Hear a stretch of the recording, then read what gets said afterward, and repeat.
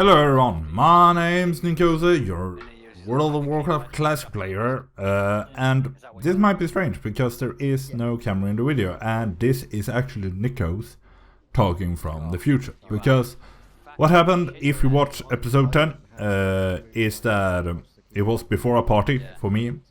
I went into that party, or it was me hosting it even. We had fun, drank some, played some.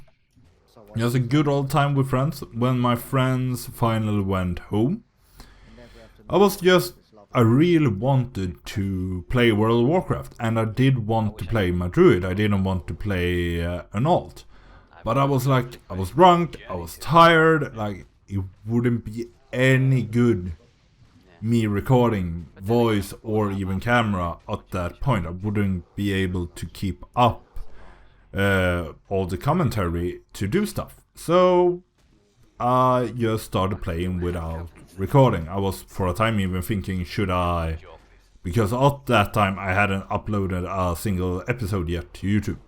So I was thinking, like, should I do like an alt for my YouTube series instead of the Druid, so I can play the Druid freely whenever I want. But nah, I decided to stick with it. So I made some quests did some quests in the Barrens while not recording. Like, I got the Centaur quest, like, as you can see, 10 bracers and Codobane's head I've gotten already. If you look to the side, I don't know if I had started the Prowler clause. I did that, or even more. But I didn't do the altered Snapjaws yet. But I did some things in the Barrens to just begin, and I was actually able to get into an RFC group. It's not a guild group. Those guild runs and raids will come later. I think Tassaran is already have uploaded the Veiling Caverns quest run. I will upload at least the raid and maybe the quest run as well. But that's for later. So I found an RFC run and I was accepted as a tank, as a druid. I was like, I always ask, do you want a druid? Because I know druids aren't as good as like warriors tanking or priest healing or anything. Like, druids are barely accepted into groups in my experience, as you will see later on in the story. But I was accepted as a tank, so we are in the RFC. But doing RFC, I have a lot of problem keeping aggro because the druid is, like, the bear form is extremely slow when it comes to threat generation. The attack speed is low to just generate threat from normal attacks, and you need rage for your more damaging attacks. And the growl, I think it's called, that you automatically like taunt a target. It has a cooldown of I don't know how long, but like 10 seconds maybe, around there. So you can't use it too often, and it's only one target.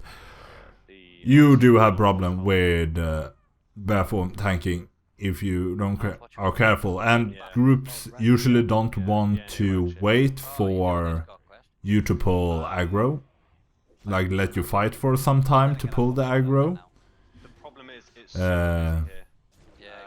And at the same time, like in this group, we have a shaman, and he's always using his Earth Shock, and Earth Shock generates a lot of threats. So it's technically me and him off tanking each other, because shamans was at a point meant to be like druids and paladins and have all 3 specs: 1 damage spec, 1 resto healing spec, and 1 tanking spec. That's why Earth Shock, whatever the totem is called that generates threats, like they have a lot of abilities that generate threat in Classic, because they were meant to be tanks at one point in beta or something like that, but then they changed it around. And that's why I have memories when leveling my Draenei shaman, I think, during either TBC or probably Lich King. I actually tanked some dungeons, like I was the actual tank. So yeah, but that in this dungeon I would have some problems with the threat, because just I don't attack fast enough. I don't generate threat fast enough for being a tank really at this low level. But we got along well, the 3 undeads and the 2 big torrents going into this, and technically a bear and a torrent, but but I don't know if you hear it in the background or if I cancel it out, but you will maybe at points hear the Discord, because I was in Discord just randomly talking to the guild while doing this. As I said, I did record it because it was like it's the first RFC run for me, and probably the only one, because you can get all quests done in one run. But yeah, at this point you see I have a lot of trouble. Like, the shaman attacks one thing, other at 2 of the undeads attack another thing. I can't, like, I have problem keeping threat on one target. I can't threat 2 targets at the same time. That for a short moment I could, but not really overall. It's hard. But we got in a really nice group. They were like fine with people. The healer were fine with people taking extra damage. It wasn't like they attacked too much, regenerating too much threat, and then blaming me for being a bad tank. Like, they just went along with it, because, and that's what you should do. Classic is quite random. You could have hunter tanking. You could have technically have mage tanking by the amount of CC a mage does at higher levels. So yeah, a really nice group. We went in. So the beginning of RFC, for those that don't remember or haven't never played RFC in its old way, because it is changed in BFA. I think it was Cataclysm. It was changed.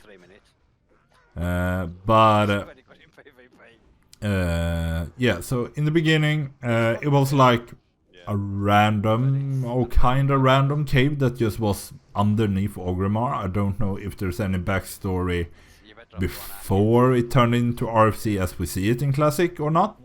But the beginning of it is a bit of a random dungeon. Like, it's a dark lava cave with trogs, those worm earth borers I think they're called, and just rock elementals. That's the only things that are around in the beginning of the dungeon. But you do get 2 of the quests at the beginning, early on, especially as a Tauren, because those 2 quests are in Thunderbluff.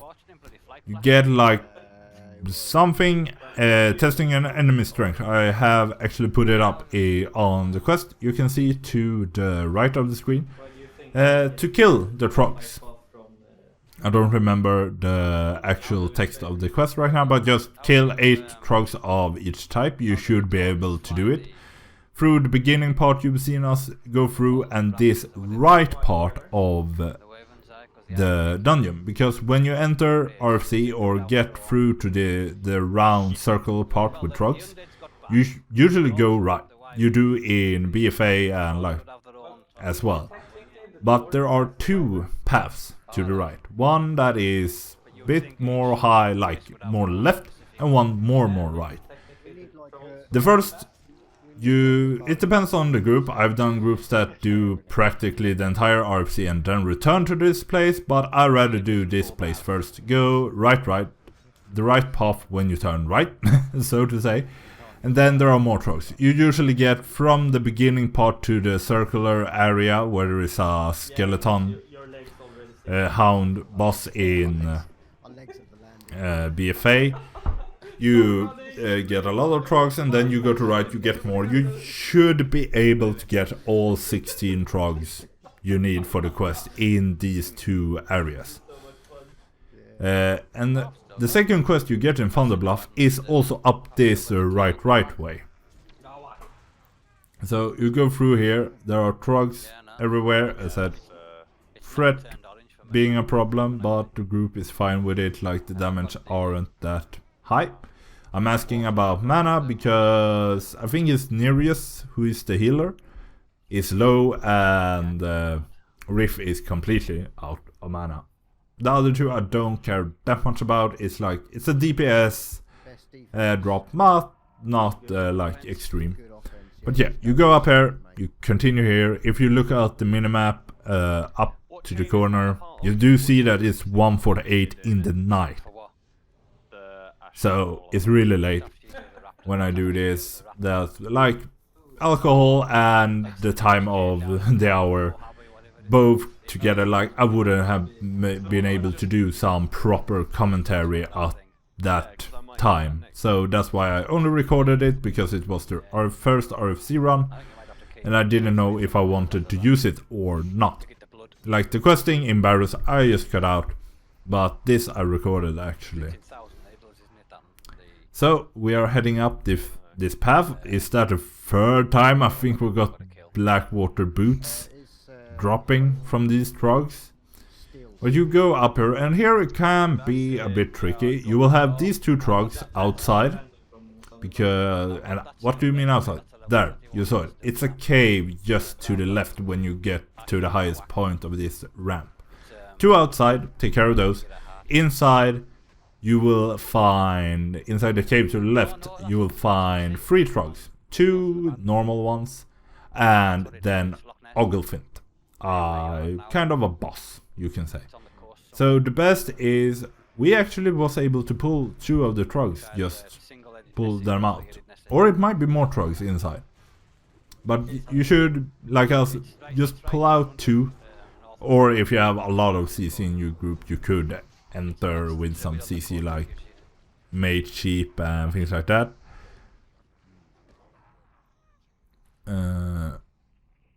But we did that. Is there anything more? No, we got the 2 out and then Oglefint is inside. You might be careful, you might pull Oglefint at the same time as the other 2. But yeah, Oglefint, the Ragefire Chasm, he doesn't have anything quest or anything to him at all. Some even count him as a mini-boss. Because I think when Looking Group was live, I think you maybe didn't even need to kill him. But yeah, and the second quest you get in Van Bluff is this, to find more Grim Totem. When you click on him, you get the Lost Satchel quest. You get a satchel, Grim Totem satchel from him, and you need to return that to the same person that gave you the quest in Thunderbluff. So those are the 2 quests to get in Thunderbluff. They are shareable, so if you have a druid on your group, or if you go there yourself as an orc, as I did on my alt, get those 2 quests. Simple enough to do that extra run. Not the most important request. The most important in this dungeon is hidden enemies. But here you see another Earth Warrior. We are taking the left path this time, as I said, to go further into. And this is the usual path in like BFA. In BFA there is nothing where those what are they called? Trogs are in Classic. There is nothing in BFA in that area. Or maybe just I think Trog bodies, but no living enemies. And you don't have any rescue quest or anything like that, but you do have 3 quests further in the dungeon. 2 are from Orgrimmar and 1 is from Undercity. So Undercity is even further away for many Horde players, so those might not be... most don't get it. There are quite good pants from the Undercity quest. So I went out of my way to get it, because I think it's even agility leather pants, so they are really good for druid and rogues for that quest. I don't know about the stats on the cloth and mail pants for the other classes. And shaman also take, and hunter take leather, so yeah. Most of it is good. This area here is pretty empty, so right now Heya shared that he got an outlaw saber. That's a rogue sword there, if it and a fury warrior. Well, yeah. It's no good as an offhand though, is it? Because you need a fast offhand as a rogue. Yeah. But as a warrior, do you still need a fast one as a warrior? You just want, well, actually, for the warriors, you want blow wind damage. But to be honest with you, offhand on a rogue, as long as it's high DPS, then it doesn't really matter if it's slow or fast. Because it's not Well, like I they know- get anything. I know. Yeah, you want the it's fast because daggers. poison. It's fast daggers. It's fast daggers, but slow swords, isn't it? Yeah, Yeah. I didn't think that's about right. the poison. Yeah, that's a good yeah. point. That's why you want the fast offhand. But when you use combat swords, you don't use poisons much. You use certain poisons, don't you? Yeah. Yeah. What am I doing now then? That's done. So you could hear, like I said, I was online listening to the guild, talking a bit with them, but I was tired even talking to them. So this area in the dungeon is just random rock elementals. There's no quest, no nothing, they are just here. That's why I went silent and let you listen to them talking a bit about rogues and that, or outlaw saber that Heya shared. No, time is time and money is money. Don't mix them up. Time is time, money is money, don't mix them up, Taz. 50 copper to go from Thunderbluff to Ogrenmark. Yeah, the flight path to between main cities are cheaper than your regular flight path. At least for Thunderbluff and Ogrimmar. The other undercity isn't even close to another main city of the Horde. So, of course, it doesn't count for that. And I don't know about the Alliance side of things. Yeah, I know what I used to do is the longest flight point. So, but yeah, they are talking about it random out of 10 right now. But as I said, in this place of the dungeon, just go through it. If you have a confident group, you can pull a bit more than I do. But as I said, bear, tank, not good. I pull one at a time because it's easy to pull one rock elemental at a time. There's only one patrolling one. You saw it earlier, I took it when it came to the end of this cave area or beginning, whatever you want to call it. So, but yeah, everything in this part is just random. Go through it, take one at a time or several at a time, up to you. Yeah, But the area that we are coming up into, it is one of the most dangerous areas of RFC, because you see these trolls, they are Burning Blade or Searing Blade Acolyst or Cultist, and they are like a subgroup of Burning Blade, an even more famous demon worshipping cult in World of Warcraft. And if you are unlucky, like this beginning part is quite easy. Pull one each of these two, or both of them at the same time, and then you can pull the two guards in at each entrance if you want, quite nicely. But it is after this first little patch, when you go into the zigzag lava or cross area that many talk about when they talk about RFC, that it can become a bit dangerous, because there are, at the same time as there are, I think there are at each entrance of the like bridges areas, there are always two guards. And there is also, so for each area continuing forward, there's at least 4 mobs paired into 2 pairs. And then there is also a group on the flat ground of at least 2, if not 3 mobs, I think. And it's really easy to pull too many. Especially with there also being guards walking around, patrols. So this area, if you aren't like confident in tanking and healing, you should really take it slow and do it carefully. Okay. Not 2 guards, but there are 2 guards as you can see, and then a group of 3 enemies. And this one is patrolling, so quite easy to get this one for itself. I think that was a patrol at least. But then I think we have quite a good group, because we have rain. There you can see a patrol coming from the bridge. So if you aren't careful, you can easily get 5 to 6 mobs, not including the Void Walker, on you.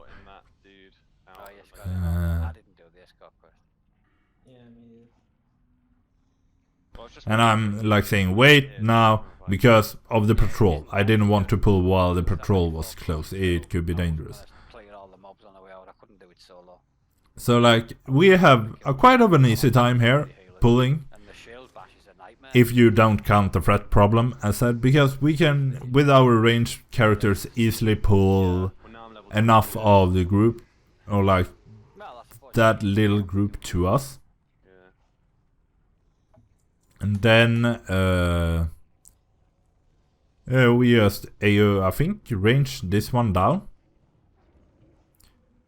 But when I went in here with my rogue later on, far later on, it was quite recently, and I'm around level 30 at this point, we had a bit more of a problem because we had a hunter, and the hunter, at least at the beginning of this cave, didn't control his pet, so the pet would rush in, and then it's no use range pulling if the pet rushes in.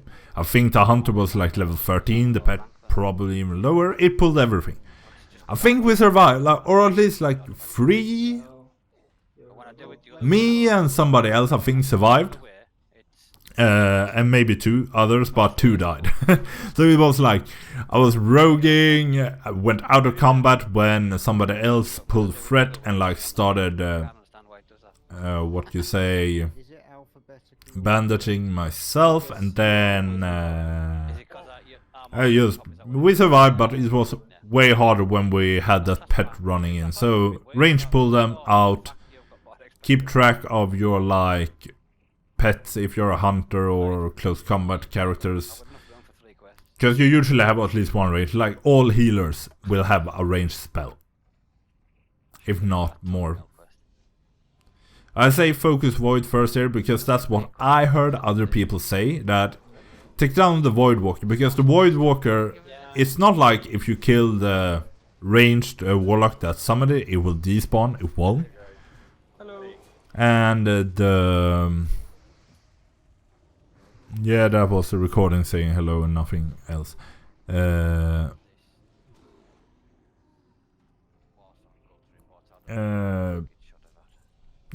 and the Void Walker is actually quite squishy, what I said. But the group I went with my rogue, they did not want to take the Void Walker at all. Like, it was always left for last, at least of those mobs running into you. But if you noticed earlier, I got, and you have the quest to the side, the Power to Destroy, Incantation from the Nether. I just recently dropped it like a few seconds ago, if you saw the yellow text pop up. That is the quest from Undercity, the Power to Destroy, and it gives, as I said, nice legs.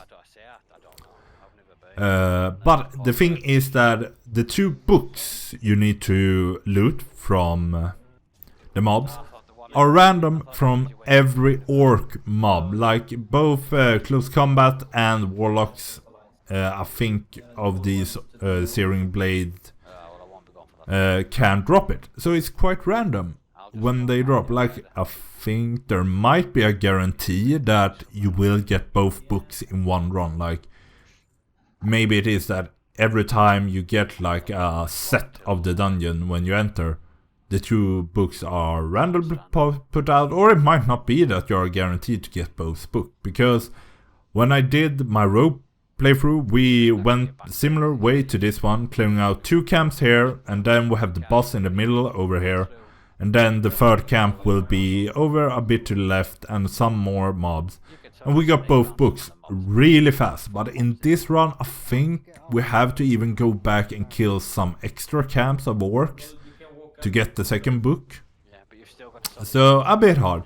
But this Targoman the Hungerer is like, I remember him clearly. Like, he's one of the most memorable bosses in this dungeon for me. Like, you knew this big hulking, I think, is it Felgard, would be in the center of the dungeon. A bit weird that he drops a clove wrist item, I think, but yeah, he's in the middle, and he has Targoman the Hungerer's Heart.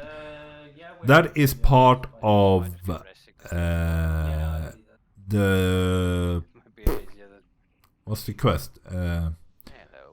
Slaying the Beast. And you get that quest in Orgrimmar from Nero Fireblade. He's an NPC that is just outside the dungeon. If you don't see him Directly, he's inside a telt. Just when you're outside RFC entrance, take the quest from him.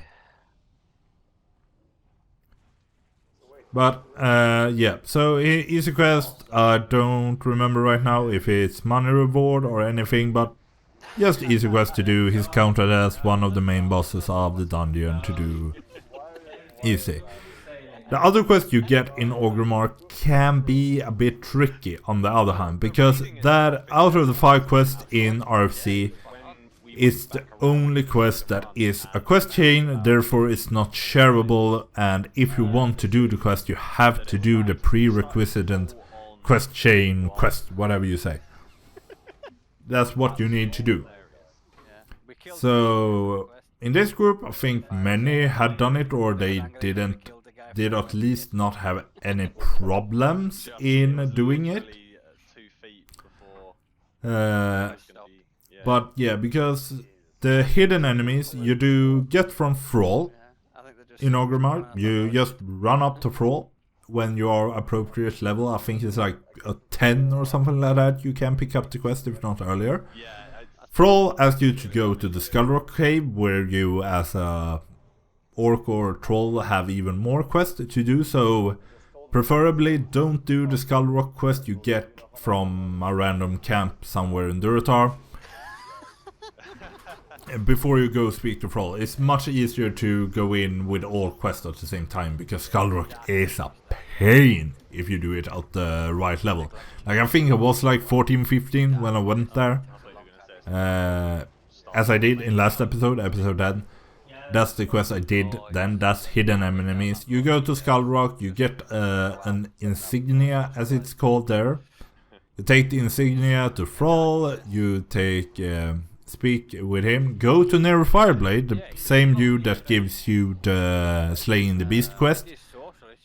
And you actually realize, I didn't know beforehand, that Nero Fireblade is not an ally of the Horde. Like the whole thing about it is that Nero is a warlock that on the surface is a warlock that is trying to help the Horde and thereby increasing the like reputation of Horde or warlocks in the Horde, because law-wise warlocks aren't that trusted. They aren't like, they are demon controlling persons, and the Burning Blades and demons have all been like, they are bad in World of Warcraft. So, but yeah, Nero is on the surface trying to make the warlocks be more accepted and good to the Horde. But actually he is a member of the Burning Blade, like he is trying to destroy the Horde from the inside.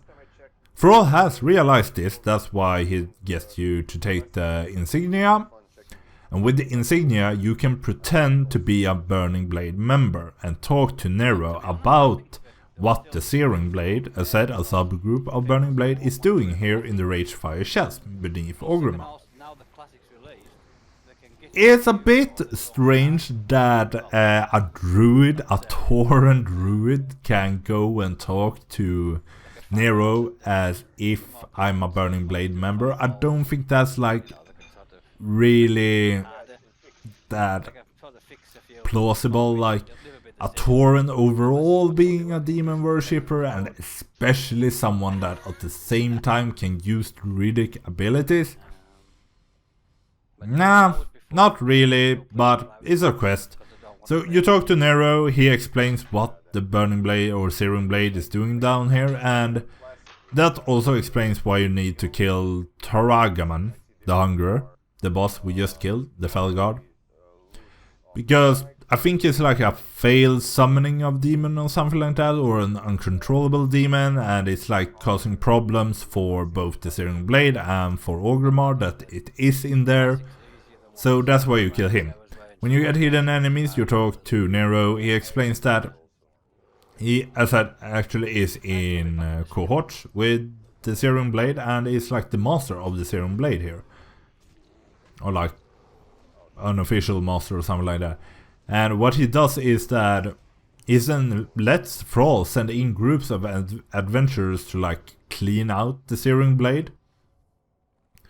And that makes it so that the adventure lore-wise that don't make it, the Horde is weakened.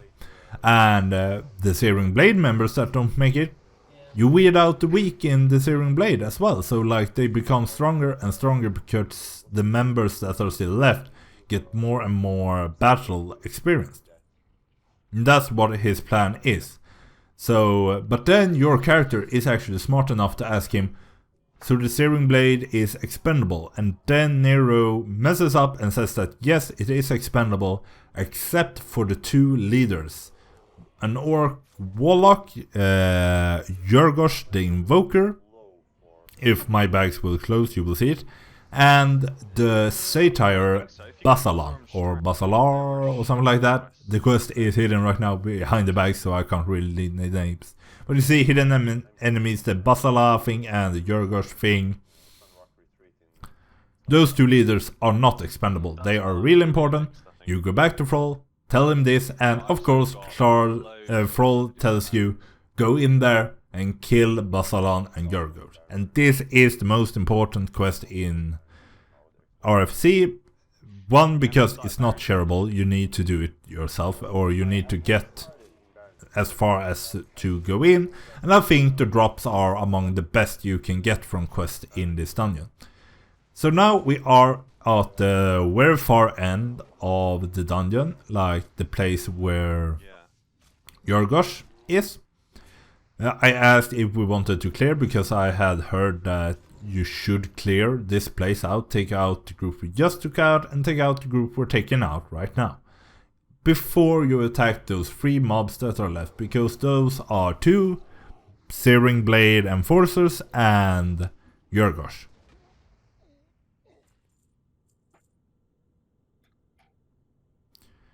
No, I think voice Discord should still be on. I think it just turned a bit silent. I was like, did I actually turn off Discord in order to like make some voice commentary? Because I think I have like been forced to lower the volume of the actual gameplay, because the Discord, whenever I record and I am in a group or in Discord talking to people, I will be like forced to have the Discord and game sound being recorded to the video, while my own audio is recorded through Audacity.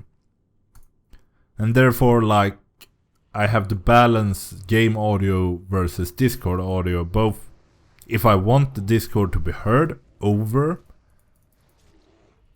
the game audio, and also if I want what do you say,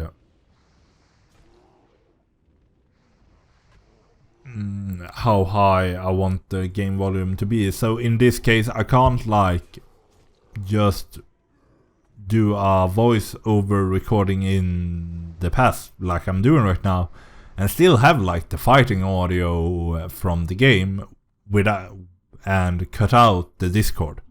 I can't do both. So I have probably cut out a lot of the Discord talking to not like make it mess up together with everything else. But we killed Yorgosh quite easy. We had a mage with CC. Mages are sought after for a reason after all. Early level CC with polymorph, and then what you say, their ability to just AoE farm with proper ice spells at later levels. But that's what it is. I'm standing over here because I'm thinking like I want to take the shortcut up to Basalan.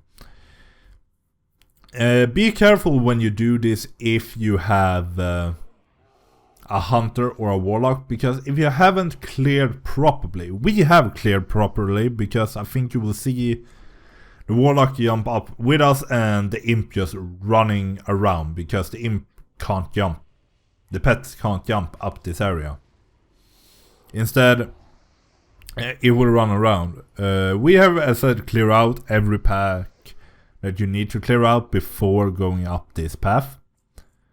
If you have taken the same route as us, the imp can go around. It might pull those 2 mobs over there, but we will kill them anyway when leaving this area, so I don't think it will become... Oh, the imp actually ran upwards. But I know that sometimes pets can bug out and not go up the path like we did, and making them run all around, and it could be a risk of pulling more mobs than you handle. So just have it in mind when you take this shortcut, but otherwise that is a really nice shortcut to take. And right now someone is asking me to share, but as I said, it's a chain, so we can't share. And this is a problem that might be if somebody in the group isn't have done the hidden enemies, because now he asked about the power to destroy actually. But he is already on the quest, so we don't know why he asked us to share that one. But I did realize, shut up phone. My mom is calling me in real time, or in the voice, me talking real time. And so I explained he has just the book destroy quest already. And this is not shareable to get up here. When I did row, as I was about to say, me and I think one more member in the party were the only ones that had it. Like me and the hunter in the party was the only ones that had this hidden enemies quest. The problem was that we had to, what do you say, like nag, like talk a lot, like please help us do this. Because going up here for Basalan, like, he's a boss, he has some loot, of course, and there are some extra orcs if you need that. Like, I'm really scared because I'm hearing sounds that isn't me, but at the same time everything is silent in the Discord, but I'm not in any voice chat in Discord in real time, and I have my mic off, so it should be fine.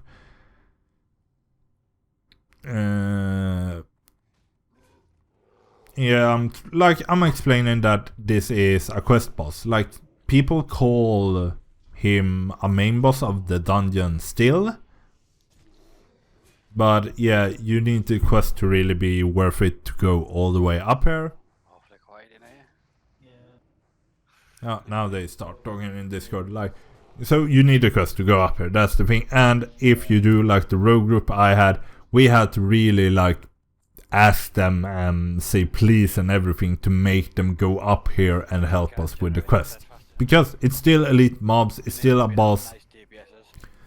So it would be hard to do it with just a hunter and a rogue. So, but we got up here and it's nice to do. So just do hidden enemies before entering RFC. Just do it before even start looking for a group. If you're at Orc Troll, just go to Thrall even before you do the other quests in Skull Rock. And if you're a Tauren or Undead, the first time you enter Orgrimmar, go get the quest, get it done, and then start looking for a group. Or if you are already in a group, ask them, can I go and do the hidden enemies? Because as I said, it's a chain quest, it can't be shared, unlike Undercity and Thunderbluff quest that somebody else in the group can share for you. And it's really good rewards. It's counted as, I think, the best quest to do in here.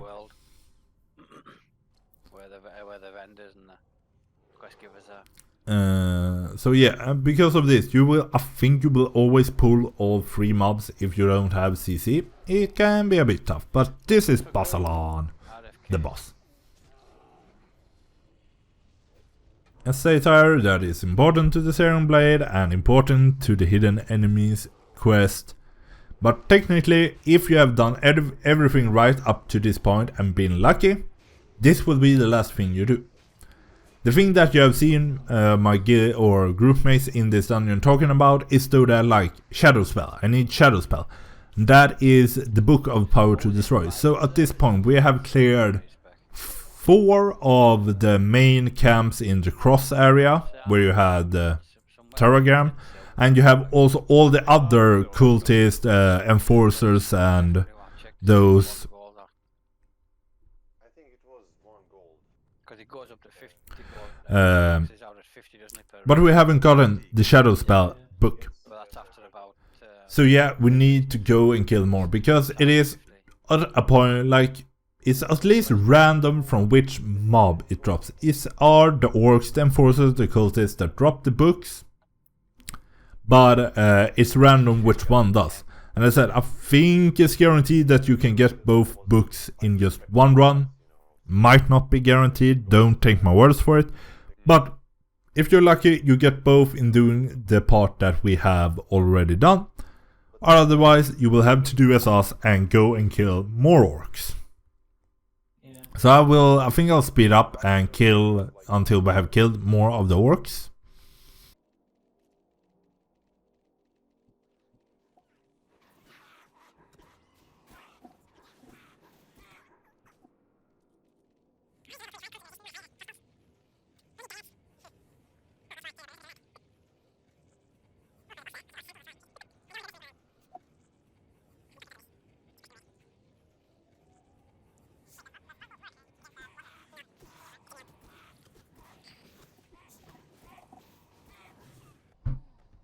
And there, as you see, we got the spells of shadows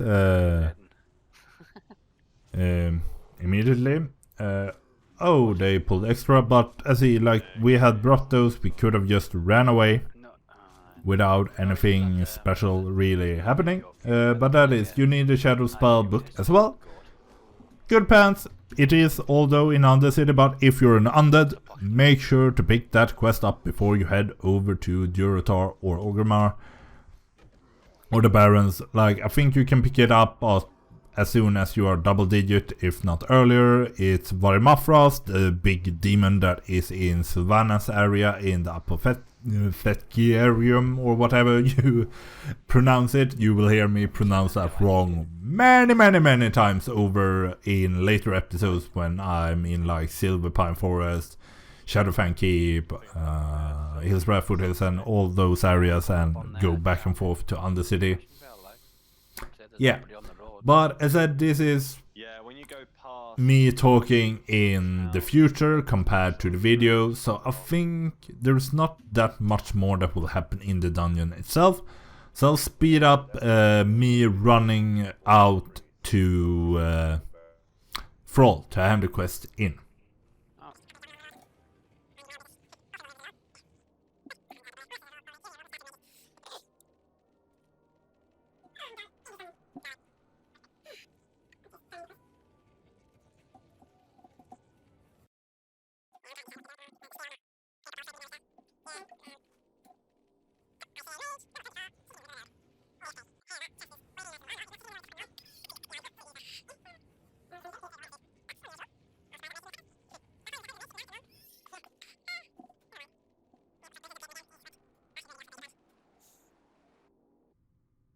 So with this, I exit the dungeon, I left the group. You will be forced to log it out if you leave too early, but yeah, slaying the beast, Targum the Heart, 8 silver.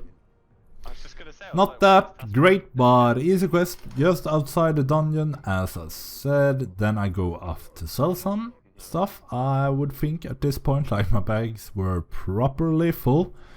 I don't know if I explained it in any other video, but like you see the bags that are different from the regular small brown pouch is linen bags. I got those from Heya in the guild, being at least 4 now. A tailor making bags for us. At the point I am at right now, I have a full set of 10 slot bags. Easily just farm materials and he'll make them for you if you want to join us on Asbringer Eu, TG Cabal, etc. But some more speed up now.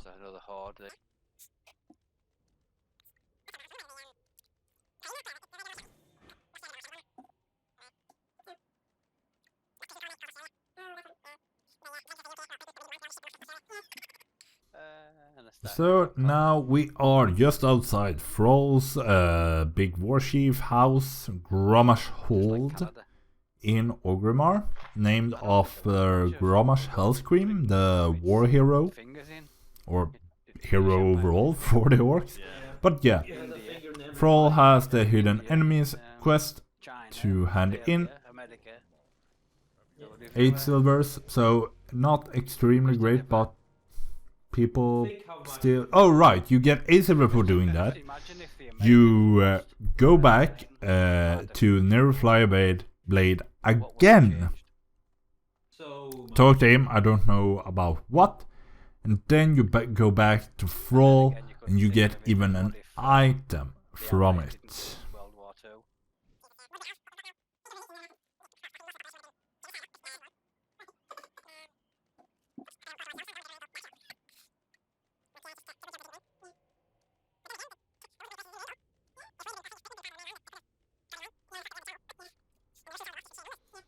So maybe I probably sped it up to this point, going down to Nero, talking to him, hidden enemies again. You get a follow-up quest from him, and he speaks, and we are ordered to return to Thrall, and then you get an actual item for returning to Thrall.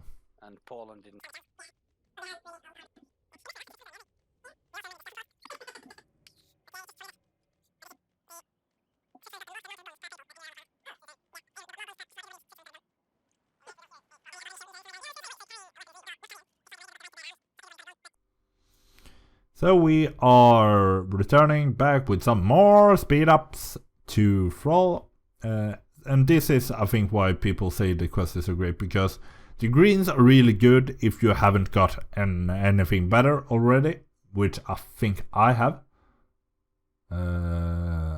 Because I think like my Cauldron Stirrer with 4 stamina is, I think, better for me going Feral Druid.